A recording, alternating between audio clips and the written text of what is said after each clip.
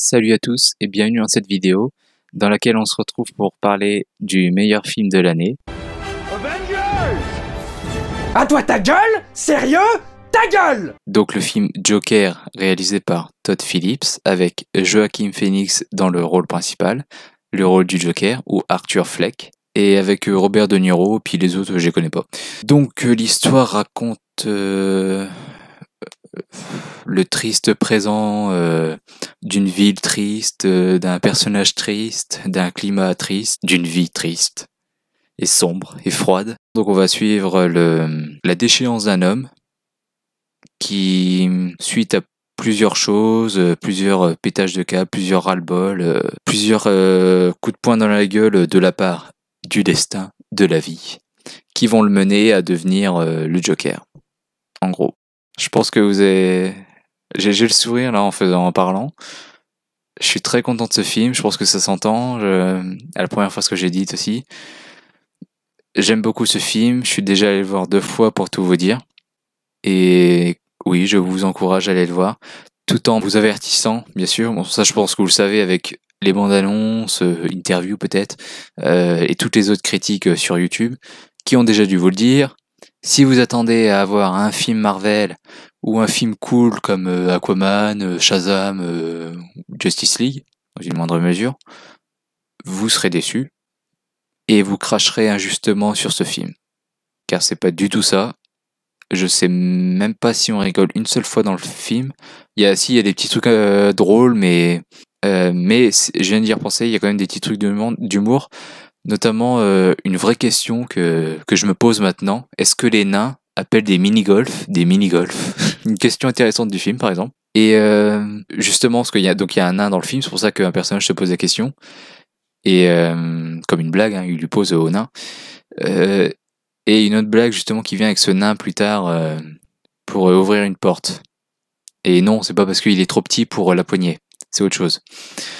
Et donc voilà, il y a quand même des petites touches d'humour par-ci par-là, mais franchement, l'humour n'est pas du tout prédominant dans ce film. Donc n'y allez pas pour ça. Paradoxalement d'ailleurs, avec un personnage qui ne fait que rigoler. Et on va revenir là-dessus parce que, petite transition, l'une des meilleures idées du film, c'est que le rire du Joker est là depuis le début. C'est pas un truc qui s'est inventé pour le personnage du Joker, puisqu'en fait, le personnage d'Arthur, Arthur Fleck, le Joker, est handicapé. Et c'est un truc qui existe vraiment. C'est pas des conneries, hein, si jamais vous connaissez pas. C'est le syndrome pseudo-bulbaire, pardon. Et je mettrai des images dans la vidéo, notamment. Donc moi je vais lire l'image que je vais vous mettre, puisque l'image que j'ai trouvée est intéressante, c'est les symptômes du syndrome pseudo-bulbaire. Et parmi ces symptômes, il y a rire et pleurs spasmodiques. Donc en gros, pleurs on s'en fout, mais des rires involontaires. Et ça, c'est, je trouve, la meilleure idée du film. J'allais dire l'une des meilleures, mais la meilleure idée du film. Ça nous est introduit dès le départ, vous inquiétez pas. Un petit truc que j'ai remarqué par rapport à son rire, justement, c'est que dans toutes les scènes, quand il faut vraiment rire, quand il y a une blague, une situation drôle ou quoi, son rire est clairement forcé. C'est pas pour être méchant vers Joaquin Phoenix, c'est voulu. C'est en fait le personnage se force à rire. Donc c'est un rire vraiment atroce. J'aimerais pas du tout me retrouver avec un mec comme ça dans un ciné, dans une comédie. Et quand il ne faut pas rire, exemple, dans le métro, pas dans le métro, oui, dans le métro aussi, oui, mais je parlais plus du bus, enfin j'avais plus l'image du bus en tête, avec la femme noire qui l'engueule, et j'y reviendrai plus tard. À ce moment-là, par exemple, il faut pas rire, et il rit vraiment de bon cœur, c'est des spasmes, comme je vous ai dit, de la maladie, mais il rigole, et j'ai trouvé ça intéressant, c'est que ce décalage un petit peu, parce que on le retrouve aussi dans son comportement. Il y a plusieurs moments où il se met à danser. Et en gros, c'est clairement pour. Il y a plein d'autres choses aussi en fait qui font dire que quand il doit se comporter normalement, il n'est pas heureux, il n'est pas lui-même, il a l'impression de se mentir, etc.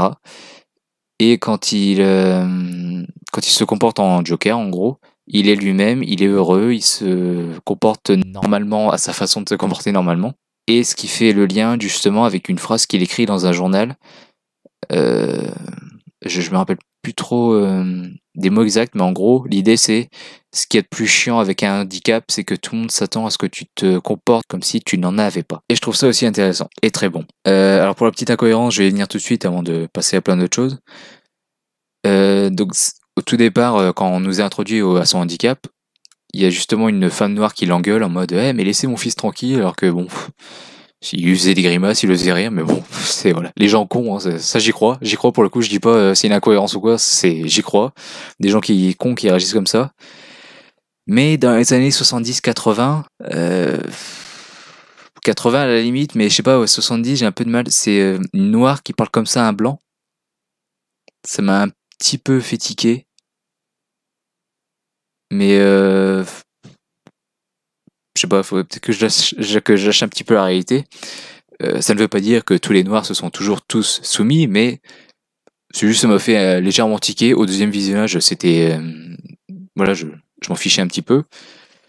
Mais c'est juste que voilà, comme on appuie vachement sur le côté rétro et parce que le film se passe vraiment dans les années 70, donc j'ai trouvé que c'était une incohérence, mais n'hésitez pas à me dire oui ou non. Enfin, je sais pas. Je sais qu'il y a eu Rosa Parks déjà en 30 ans plus tôt, mais dans un bus en plus, c'est ça qui est drôle. Est-ce que c'est une petite référence? Je ne sais pas. Et ça m'étonnerait pas d'ailleurs. Mais je surinterprète sûrement trop. Mais voilà, je l'ai relevé comme ça, une incohérence, mais c'est pas un gros défaut non plus, quoi.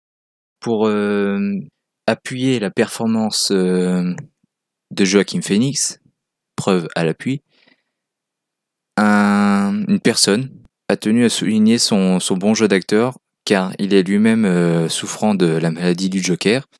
Et donc il a tenu à dire dans un article que Joaquin Phoenix jouait très bien et que c'était limite troublant, à tel point qu'il avait l'impression de se voir dans un miroir. Et alors j'ai vu une première fois en VF, parce que pas le choix, hein, c'était mon ciné. Mais putain, une semaine plus tard, qu'est-ce que j'ai vu? Il le passait en VO. Donc forcément j'étais obligé d'aller le voir. Et oui, il joue très bien. Et j'étais très content de le voir en VO. Et c'était mon 3e film, je crois, en VO, au cinéma, de ma vie. Donc voilà, c'est génial. Pour rester dans la maladie du Joker, alors beaucoup de spectateurs, je pense, vont juste dire oh là là, il y a un retournement de situation. Si vous l'avez vu, vous voyez de quoi je parlais. Ce qui est bon dans cette idée aussi, c'est que ça souligne son côté aussi schizophrène. Car je me suis renseigné il y a pas longtemps, parce que j'ai revu La Menace Fantôme. Et si vous le savez pas, mais Jake Lloyd est schizophrène maintenant. Donc en voyant La Menace Fantôme, je me suis dit putain, c'est vrai, pauvre gamin, maintenant il est schizophrène, le pauvre. En plus d'avoir eu une vie de merde après Star Wars, parce qu'il s'est fait harceler à l'école. Maintenant il est schizophrène, et du coup comme je mélange un petit peu, comme c'est un peu flou, je mélange un peu schizophrène, sociopathe, sadique, psychopathe, enfin, toutes les définitions dans ma tête sont un peu mélangées. Du coup, je suis allé voir ce que c'était, et j'ai vu aussi les symptômes de la schizophrénie, notamment des hallucinations. Donc, pour ceux qui connaissent le retournement de situation, concernant... bon allez, je vais tout divulguer, hein, ça me saoule. Concernant donc sa petite amie, le fait qu'il n'ait jamais sorti avec elle, qu'il ne soit jamais sorti avec elle, enfin voilà, que toute leur relation est un mensonge, enfin une invention de son esprit. Quand tu vois ça, tu te dis ah putain, c'est pas con. C'est pas con comme idée, parce que c'est pas juste pour faire un retournement de situation à la con, c'est pour souligner son côté schizophrène. À la fin du film, me concernant, j'étais vraiment mal. Donc le film marche très bien. On s'attache à son personnage, même s'il est immoral, s'il fait des mauvaises choses. Parce qu'au final, on se dit ouais, ça peut être moi. Ce qui rejoint l'idée de Batman. Enfin, l'idée de Batman, la phrase de Batman, la célèbre phrase de Batman que je vous affiche maintenant, qui est, si je traduis en gros, il suffit d'une mauvaise journée pour que l'homme le plus sain au monde devient totalement dérangé, fou quoi, fou allié. Et franchement, quand tu vois ce film, tu te dis déjà, tu te sens impuissant, t'aimerais l'aider, parce que comme tu vis avec lui, tu vis avec lui, tu le suis, tu vois vraiment ce qui se passe dans sa vie de bout en bout, du début à la fin du film. Donc ouais, ouais, quand tu vois tout ça, t'as envie d'aller dans le film, lui faire un câlin, lui dire, essaie de surmonter tout ça, essaie de faire autre chose. Enfin, t'as envie de l'aider, t'as envie de lui parler, mais non, t'assistes à ça d'échéance, et c'est putain de triste, quoi. Et quand je dis ça peut nous arriver à tous, bah, alors, personnellement, moi, je serais plus dans la team suicide que dans la team je deviens un psychopathe, mais ouais, quand tu vois la vie de merde qu'on mène, le monde de merde dans lequel on vit, franchement, moi je comprends tout à fait qu'un mec ou une femme ou ce que vous voulez, puisse péter un câble et puis tuer tout le monde, notamment bah, ça rejoint les fusillades qui se passent en Amérique notamment. Tous les lycéens qui se ramènent avec un flingue et puis qui butent des gens. À mon avis, c'est ceux qui font ça, je pense que c'était pas des lycéens très populaires qui avaient une putain de vie, une putain de caisse, des bonnes notes, tout ça, non. Je pense que c'était plutôt des gens sans amis qui se renfermaient sur eux-mêmes et puis qui voyaient que le mauvais côté des choses. Donc voilà, encore une fois, ce film est très bon, il tape juste dans de ce dans quoi il parle, dans son sujet. Alors maintenant, en termes de mise en scène, j'ai noté un truc, mais du coup, en réfléchissant, bah, j'ai remarqué quelque chose d'autre. C'est que premièrement, il y a beaucoup d'utilisation au début du film, il y a beaucoup d'utilisation de caméra à épaule pour donner un style beaucoup plus documentaire au film, qu'on sente aussi plus proche du personnage parce qu'il a l'air plus vrai. Donc, on a vraiment l'impression que je sais pas, c'est une émission à la con tellement vraie, et puis voilà, qui filme vraiment une vraie personne, quoi. Et au bout d'un moment, non, après c'est vraiment caméra. Je sais pas si c'est la Steadicam, mais peut-être de la grue, enfin je sais pas, mais il y a plus vraiment cette sensation caméra-épaule.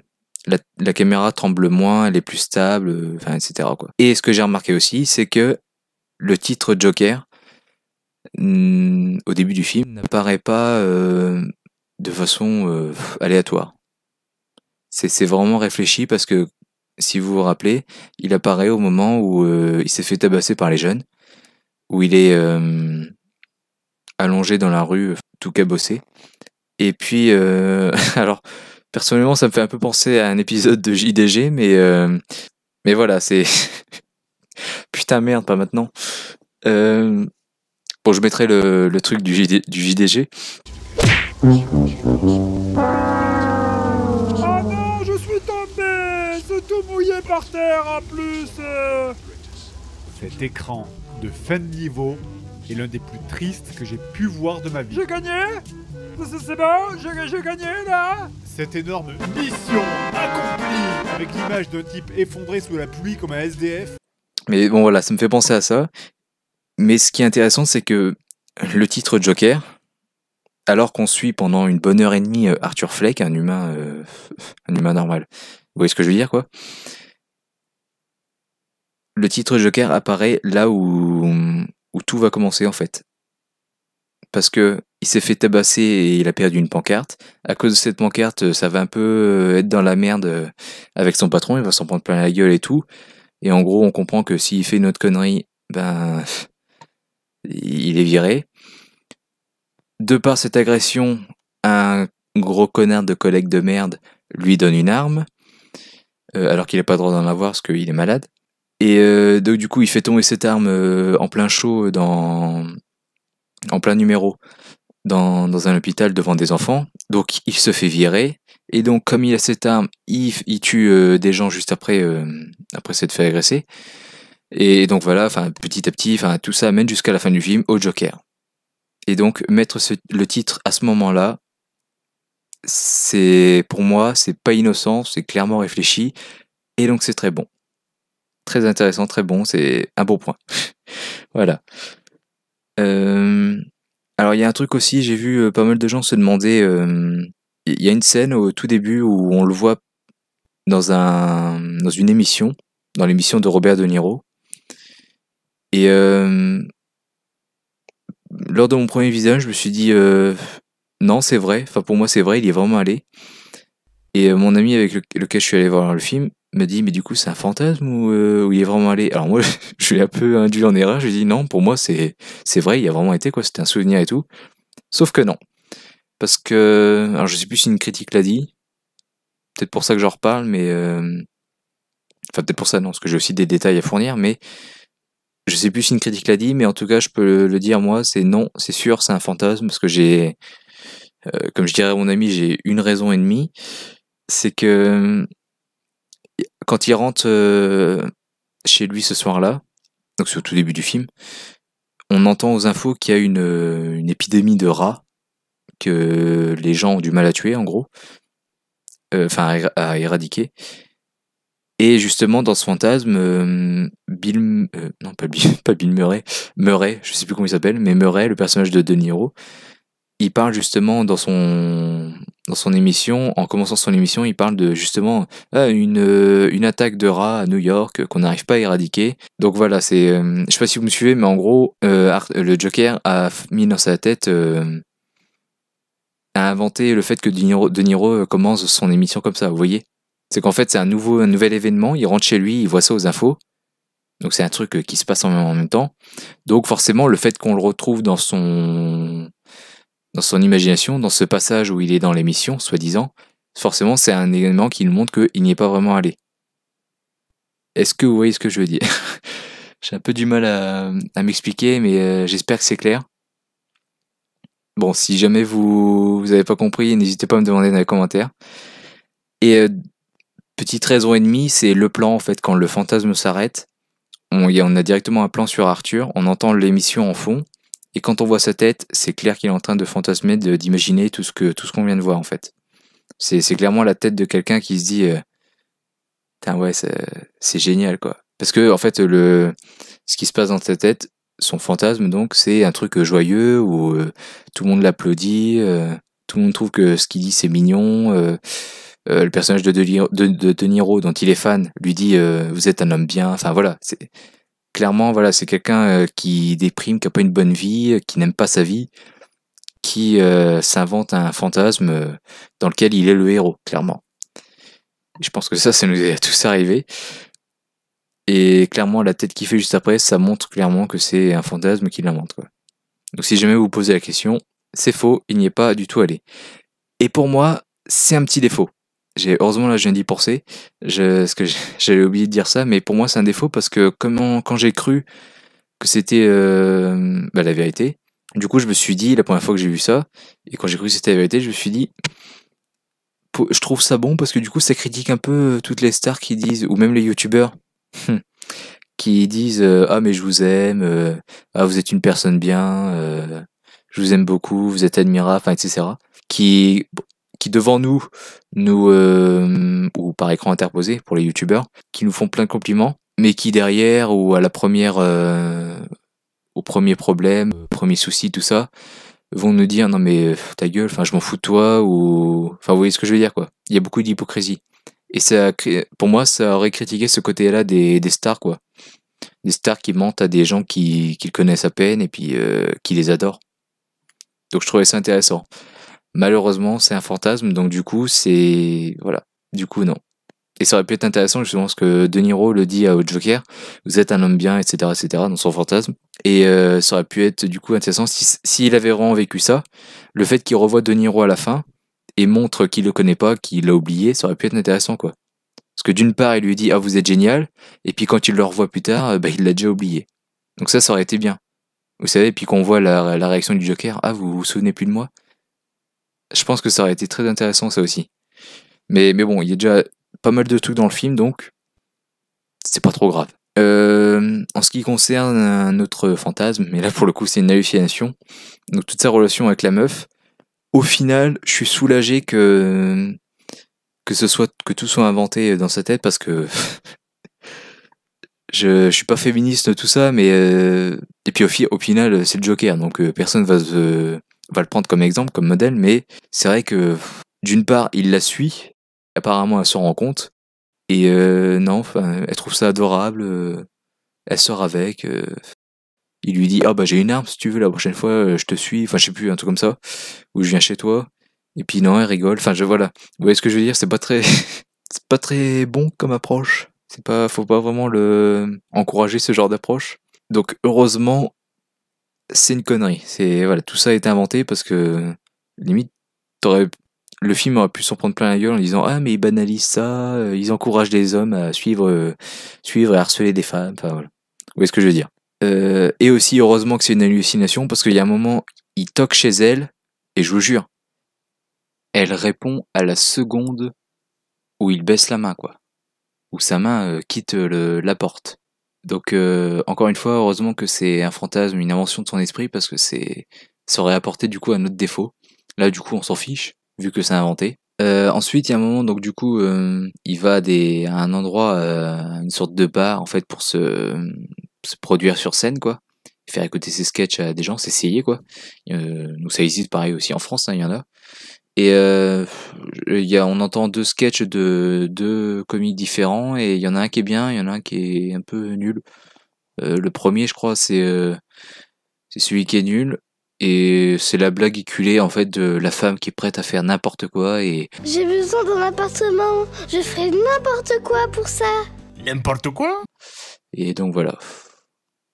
C'est un peu nul. Enfin c'est après bon les années 70-80. On peut dire que c'était nouveau à l'époque. Je sais pas. Peut-être mais bon c'est voilà. Ils ont pas fait beaucoup d'efforts pour ce sketch-là. Par contre l'autre il est assez pas mal.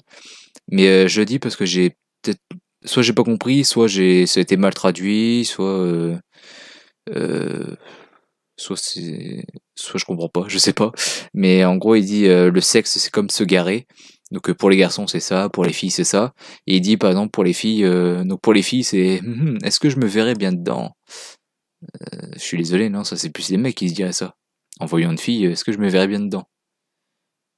Donc voilà, petite incohérence on va dire. Ou j'ai pas compris, je sais pas, expliquez-moi. Par contre, ce qu'il dit pour les mecs, c'est vraiment pas mal. C'est est-ce que j'aurai assez de place, est-ce que je dois payer. Enfin voilà.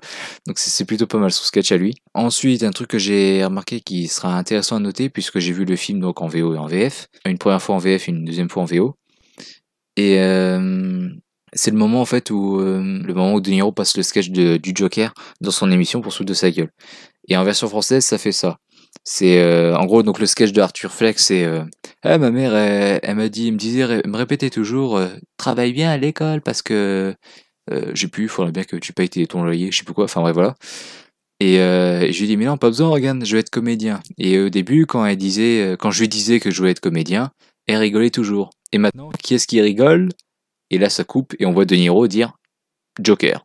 Dans le sens, je donne ma langue au chat, quoi. Je sais pas. Qui rigole? Bah personne, parce que ta blague est nulle. Et en VO, c'est différent. En VO, c'est elle riait quand je disais que je voulais être comédien. Et plus personne ne rit maintenant. Et là, hop, dans le sens, plus personne ne rit parce que j'ai réussi, je suis comédien. Plus personne se moque de moi. Lol. Bah si, De Niro. Et donc, du coup, il dit plus personne se moque de moi, plus personne ne rit maintenant.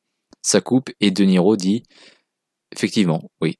Plus personne ne rit. Donc c'est des pics qui marchent bien et je trouve ça intéressant de critiquer ça en fait, le fait que aujourd'hui certaines émissions se mélangent un peu information et divertissement et pètent plus au leur cul en gros et puis se pensent plus importantes qu'elles ne le sont et du coup mélangent information et divertissement et se foutent allègrement de la gueule de tout le monde. Comme notamment une émission que j'ai en tête. Et non, ce n'est pas TPMP, c'est leur concurrent, on va dire. Et donc, par rapport à cette scène, donc, c'est ce que j'ai bien aimé en VF, c'est que, du coup, quand il dit Joker, c'est comme ça qu'il trouve son nom.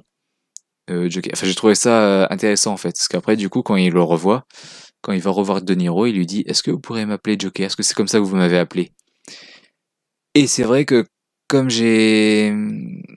En fait, quand il lui dit ça, De Niro, juste après, donc il lui dit est-ce que vous pourrez m'appeler comme ça, parce que c'est comme ça que vous m'avez appelé, Joker. Et De Niro dit j'ai dit ça. Et c'est vrai que là-dessus ça marche mieux en VO, parce qu'en VO il dit écoutons ce Joker, donc en gros ce bouffon si on traduit complètement. Donc ça marche mieux de ce côté-là, sauf que quand justement quand De Niro dit j'ai dit ça, pour moi dans la VF c'est plus légitime qu'il l'oublie, puisqu'il dit juste Joker pour la blague, quoi. Pour dire Joker, je sais pas. Donc là, c'est plus normal qu'il oublie ça. Alors que dans la VO, il l'insulte vraiment. Il dit ce bouffon, écoutons ce bouffon, ce blagueur, ce bouffon. Voilà. Mais après, c'est vrai que c'est pas une grosse incohérence qu'on peut dire. D'une part, est-ce que c'est lui qui écrit ses textes? Non, sans doute pas. Et puis, il est tellement au-dessus de lui, enfin, il se prend tellement pour quelqu'un au-dessus de lui que forcément, il oublie tout ce qu'il a dit. Enfin, il s'en branle, quoi. Donc, incohérence entre guillemets, une demi-incohérence on va dire. Ensuite, tous les thèmes abordés dans le film, la pauvreté, parce que comme pour le film que j'ai critiqué avant, il ne vit pas dans le luxe, mais pas du tout. Enfin, ça va encore, hein, je veux dire, bon, l'immeuble, les couloirs, l'ascenseur, on voit qu'il est pourri aussi. C'est un peu tout est pourri, perso, son appartement, ça va encore, hein, je trouve, voilà. Mais c'est pas un putain d'appart non plus, avec vue sur Central Park, comme on voit dans tous les films américains qui se passent en France, et puis tous les trucs ont une vue sur la Tour Eiffel, par exemple. Donc ça va encore, mais c'est vrai on voit qu'il roule pas sur l'or, quoi. Et qu'il est un peu comme toutes les personnes qui se révoltent plus tard dans le film. Les riches qui nous crachent dessus. En soi, j'ai pas aimé le traitement de Wayne, même si c'est de Thomas Wayne, même donc le père de Batman, même si c'est intéressant. Et au final, est-ce qu'il est vraiment méchant? Parce que c'est vrai qu'on a le point de vue de Joker, et donc avec lui, il se comporte comme un connard, mais au final, est-ce qu'il était vraiment sincère quand il disait qu'il voulait être maire et arranger la situation, tout ça? On ne sait pas, parce que du coup, il n'aura pas le temps d'être maire, enfin, on le verra pas être maire. Donc est-ce qu'il le pensait vraiment? Est-ce qu'il pétait plus au son cul? Je ne sais pas. Est-ce qu'il voulait avoir un certain statut de maire? Est-ce qu'il voulait avoir du fric en plus? Je ne sais pas. Mais c'est vrai que globalement c'est plutôt un connard, et en soi je le rapproche vraiment de Macron, parce que comment il parle du peuple, c'est clairement ça. Ceux qui se révoltent, il les traite de clowns, et c'est comme ça du coup que tout le monde se transforme en clown au fur et à mesure du film, enfin se déguise en clown. Et les pauvres justement qui se révoltent, pour moi c'est clairement c'est clairement. Le film a été écrit un petit peu avant, mais je pense qu'il y a une petite inspiration quand même Gilets jaunes, parce que la foule qui se révolte, pas forcément Gilets jaunes, mais la foule qui apporte à leur manifestation quelque chose qu'ils portent tous, je pense que ça vient des Gilets jaunes. Donc la foule qui se révolte pas forcément, mais le détail qui les réunit tous, donc le masque de clown, je pense que ouais, c'est une petite inspiration Gilets jaunes qu'ils ont pu ajouter après. Que n'hésitez pas à me dire votre avis dans les commentaires. Clairement, j'interprète, hein, je dis pas que ça s'est passé comme ça. Moi, je le vois comme ça. Ensuite, un autre truc intéressant, il y a un moment, le personnage retrouve Wayne dans les toilettes. Et ce que j'ai remarqué, du coup, ce qui est intéressant, c'est que dans cette scène où il retrouve Wayne dans les chiottes, il gueule à un moment, il pète un câble à juste titre, parce qu'il trouve que tout le monde est méchant, tout le monde est méchant avec tout le monde, tout le monde parle méchamment de tout le monde. Ce qui me fait dire que c'est un peu dommage que ce film se passe dans les années 70-80, parce que ça aurait été aussi intéressant de le passer dans nos années à nous, par rapport à Internet et la méchanceté des gens sur Internet, par exemple. Mais bon, c'est pas trop grave non plus. Et donc, il dit donc que tout le monde est méchant, tout ça, etc. Comment vous pouvez dire ça sur ma mère, blablabla, voilà. Et il me semble bien qu'il y a un moment, il dit j'aimerais qu'on me prenne dans mes bras, qu'on me réconforte, que j'ai un câlin, ou tout comme ça, quoi. Il aimerait qu'on le soutienne, qu'il ait un câlin, quoi. De la chaleur humaine. Et tout ce qu'il récolte, c'est un point dans la gueule. Et une menace. Donc ensuite, il saigne du nez. Et il s'appuie sur un lavabo. Et là, cut, on le retrouve dans la même position chez lui. Donc il s'appuie sur son comptoir. Et donc, comme il n'a pas pu avoir de chaleur humaine, de la chaleur tout simplement, qu'est-ce qu'il fait? Il vide son frigo et il va dedans. Donc c'est peut-être ridicule, risible, dit comme ça, mais ça a un sens et ça en dit long, quoi. C'est l'endroit où il se réfugie. C'est le seul endroit où il peut se réfugier. Ensuite, un truc, j'ai vu parce que je suis allé voir 2 fois, et entre les 2 fois, mes 2 visionnages du film, donc, j'ai vu la critique démasquée, parce que c'est plus critique masquée maintenant, et il parle, j'ai un peu tiqué dans sa critique, parce qu'il a parlé d'un moment où il disait, il y a un moment, on sait pas s'il tue justement cette femme et son enfant. Et moi j'ai tiqué, je fais mais quelle femme et son enfant et tout ça. Et après du coup j'ai compris, il parlait de sa fausse copine avec sa petite fille. Et je me suis dit bah non, rien ne m'a choqué la première fois, elle lui a dit de partir et puis il est parti, voilà. Et du coup là j'ai fait attention à ce détail la deuxième fois où je suis allé voir. Et c'est vrai que là maintenant j'ai le doute. Parce que d'une, il y a quand il sort de son appart, il a la démarche déterminée, rapide, et un peu la même démarche qu'il avait lors de son 3e meurtre, qui se passait au même moment que les deux premiers, donc la scène du train, quoi. En fait, il sort du train et puis il rattrape la personne blessée. En fait, il lui tire dessus au loin, la personne tombe dans les escaliers, et du coup, il a une certaine démarche quand il la rejoint aux escaliers et qui la tue. Et c'est à peu près la même démarche.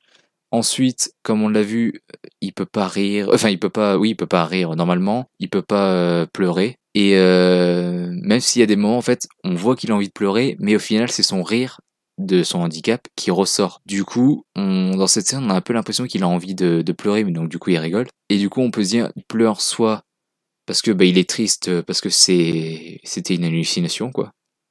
Il a déliré depuis le début.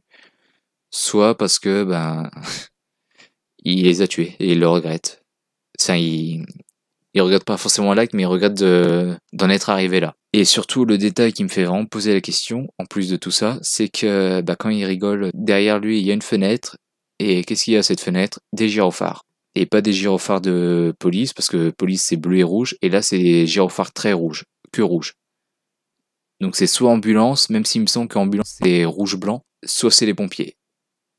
Donc vraiment, je sais pas, donnez-moi votre avis, c'est pas pour avoir des commentaires, pour être référencé, je m'en bats les couilles.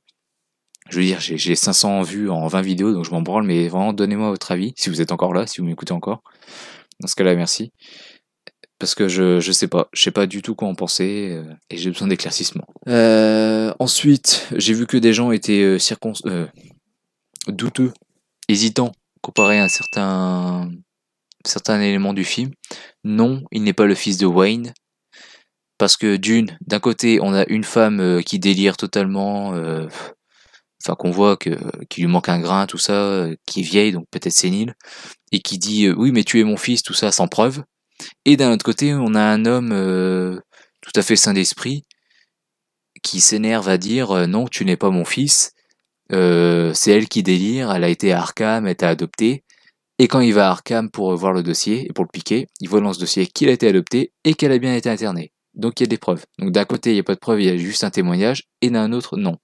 Et donc donc voilà, donc clairement il y a des preuves, donc non, c'est pas son fils. Donc arrêtez de vous poser la question.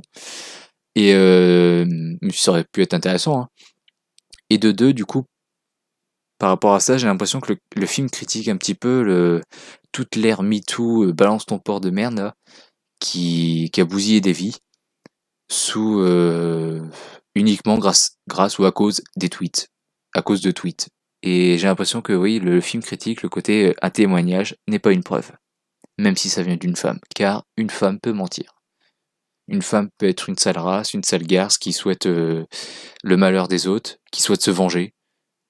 Et voilà. En un tweet, elle peut niquer une vie. Et j'ai l'impression que ce film critique ça aussi. Donc peut-être que je surinterprète encore une fois, je sais pas. Enfin, n'hésitez pas à donner votre avis encore une fois. Petit truc que j'ai remarqué, la danse que le Joker fait quand le flic se fait attaquer en sortant du train. Enfin, dans le train, puis après ils sortent tous, donc ils le finissent sur le quai, quoi. Et quand le Joker voit ça, il se met à danser, et c'est totalement le Joker.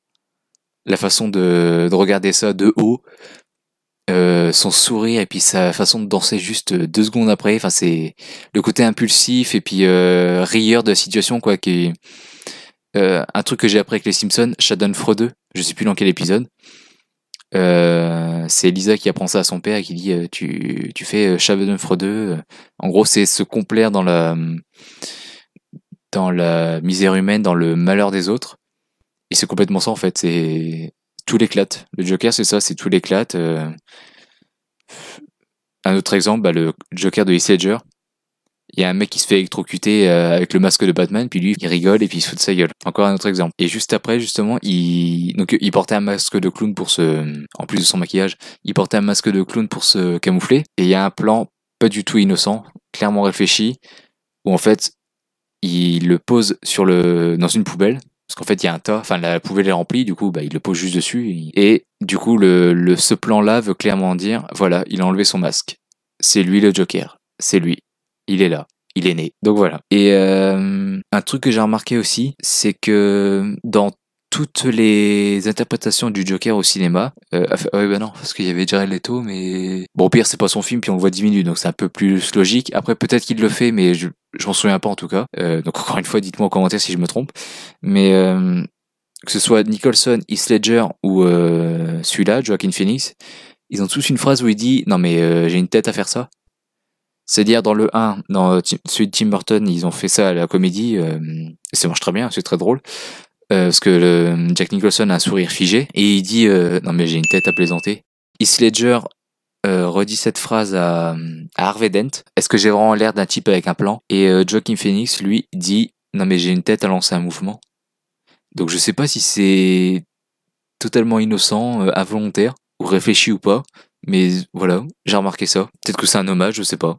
Et un truc que j'ai remarqué aussi, c'est que le film critique aussi également le fait qu'on n'aide pas les gens. On n'aide pas les gens à aller mieux. Le monde est une merde, hein, clairement.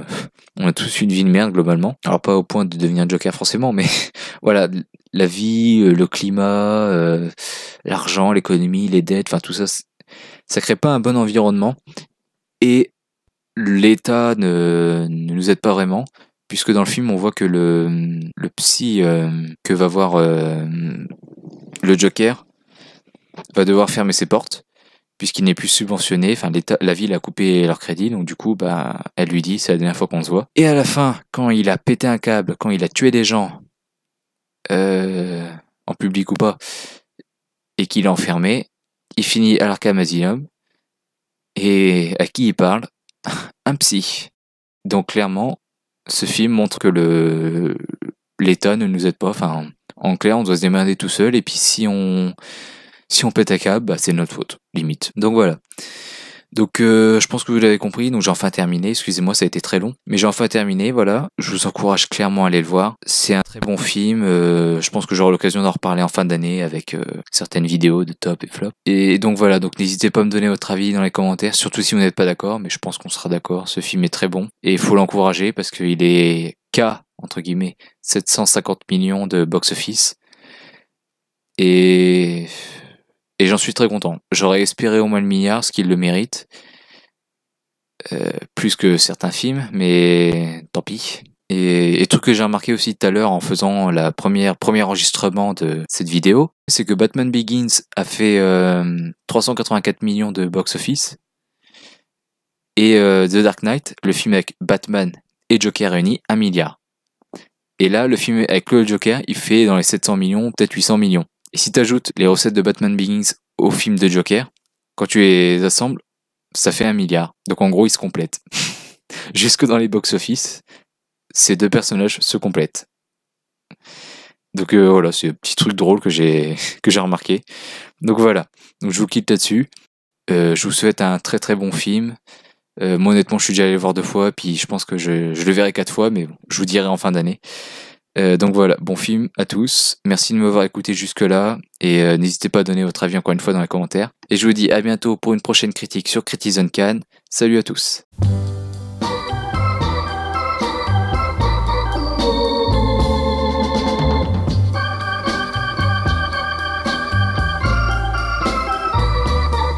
That's life.